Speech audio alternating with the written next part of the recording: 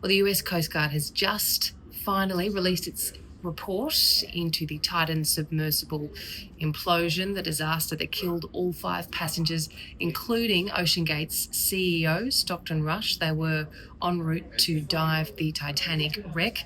Now, I've been following this from the very beginning when the world first heard that the Titan had gone missing back in 2023.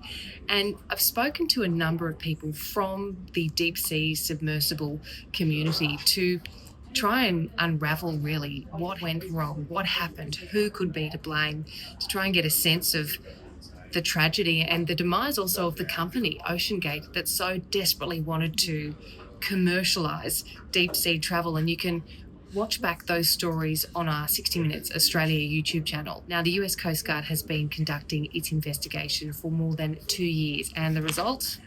A report more than 330 pages. The headline is, "The tragedy was entirely preventable." And the US Coast Guard is really scathing in here of Oceangate's practices and its toxic workplace culture. It found that the company leveraged its good reputation and also intimidation to basically evade regulation, so that it operated completely outside of the established deep sea submersible industry protocols and standards.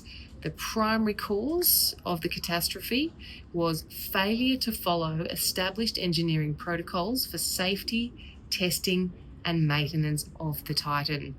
And as we have found out over the past 2 years, there were plenty of warnings. If someone raised a safety concern, as the chief pilot did, they were not only not listened to, they were silenced.